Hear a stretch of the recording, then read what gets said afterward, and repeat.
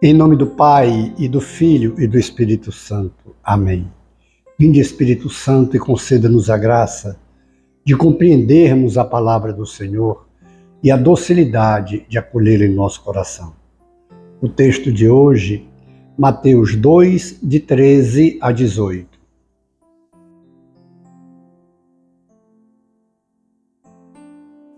Após sua partida, eis que o anjo do Senhor manifestou-se em sonho a José e lhe disse: Levanta-te, toma o menino e sua mãe e foge para o Egito.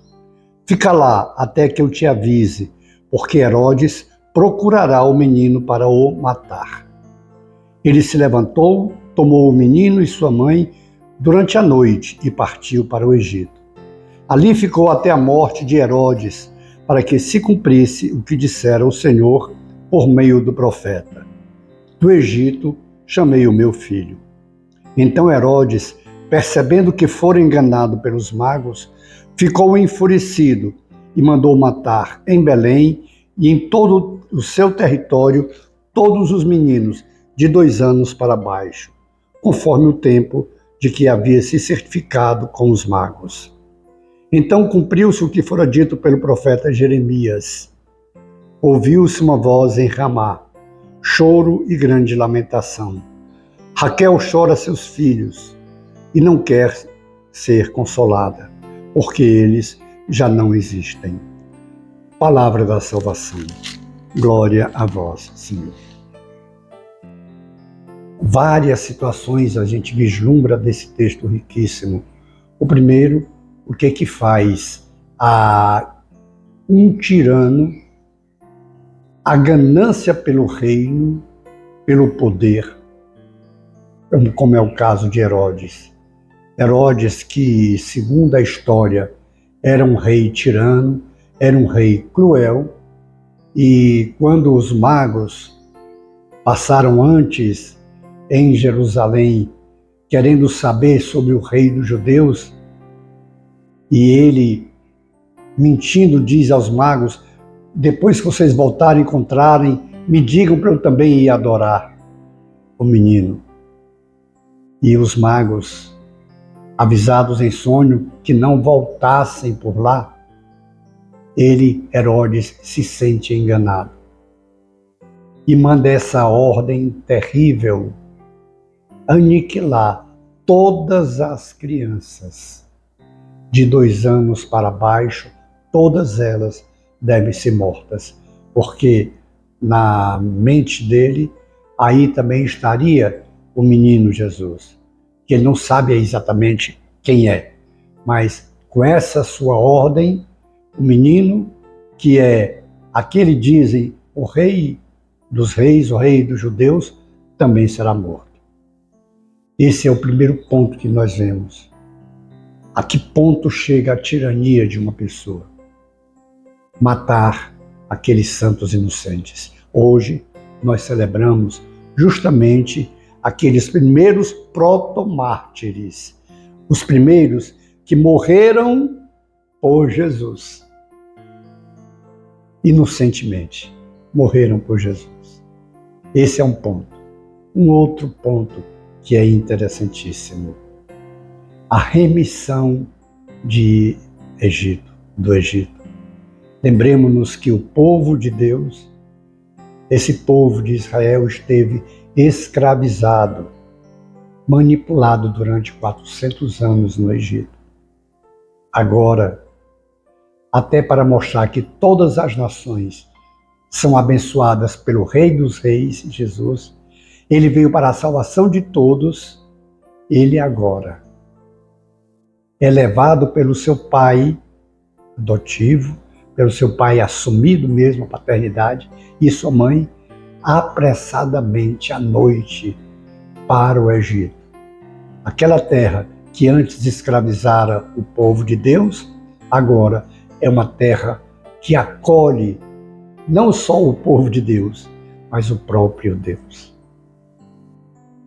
E, mais uma vez, nós vimos o papel de José na Sagrada Família.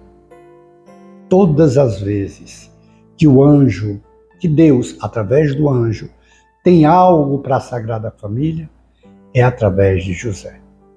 Ou seja, quando José assume a paternidade de Jesus, ele assume e é, a partir daí, o pai de Jesus. Aquele que deve proteger, que deve cuidar, que deve prover as suas necessidades. E José, com a sua dedicação, com a sua ação justa, aquele homem santo, protetor da Sagrada Família, o fato de ser à noite, mostra como segue imediatamente, obedece imediatamente a ordem do Senhor. E fica lá até a morte de Herodes. Quanto ensinamento nós tiramos daqui? O primeiro, que vem de Herodes negativamente, não nos deixarmos envolver pela nossa inveja, não nos deixarmos envolver por ira, não nos deixarmos envolver por maledicências, porque normalmente nós crescemos naquilo que praticamos. Herodes, como era um rei tirano, a sua tirania é sem limites.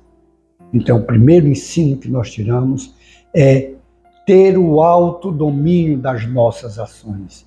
Ainda quando vier tentações terríveis de vingança, de agressão, de traição, seja o que for, termos o domínio das nossas ações. Segundo grande ensino, a docilidade, a obediência de José, que se rende inteiramente à vontade de Deus, para proteger Jesus e sua mãe, Maria. E o outro o ensino grandioso, calado, a morte dos protomártires, aqueles santos inocentes que morrem no lugar de Jesus. Assim também nós devemos agir. Quantas e quantas vezes seremos injustiçados porque seguimos a Jesus? Seremos caluniados porque somos fiéis ao Senhor. Quando numa roda de conversas, em que aquela roda de conversa prevaleça a promiscuidade, a devassidão, se nós estivermos presentes e levantarmos uma voz contra, nós seremos, sim, desprezados, nós seremos xingados, nós seremos rejeitados. E assim é que deve ser. Assumirmos, às vezes até sem saber, como foi o caso dos santos inocentes de hoje. Sem saber, mas foram eles, aqueles que primeiro deram a vida por Jesus. Nós somos também convidados a dar a nossa vida por Jesus, pelo Evangelho do Senhor. Porque só tem sentido a nossa vida se formos crentes e viventes do Evangelho de Jesus. Não viver sem seguir o Evangelho de Jesus não tem sentido. Por isso é que demos a vida diariamente, seguindo o Evangelho de Jesus, seguindo os seus passos. Estamos vivendo ainda o período da oitava da Páscoa, o grande dia do nascimento de Jesus. Deixemos então que Jesus more, venha nascer e morar no nosso coração. Ou seja, sigamos em tudo a sua vontade, em tudo a sua palavra. Façamos esse compromisso de sermos fiéis ao Senhor e de sermos também, por que não, aqueles que darão com a sua vida diária em favor de Jesus Cristo, em troca da vida eterna. Depois, contemplemos as maravilhas do Senhor em nossas vidas. Glória ao Pai, ao Filho e ao Espírito Santo, como era no princípio, agora e sempre. Amém. E pela intercessão da Sagrada Família de Nazaré e dos santos inocentes, abençoe-nos o Deus Todo-Poderoso, o Pai e o Filho e o Espírito Santo. Amém. Face de Cristo, resplandecei em nós.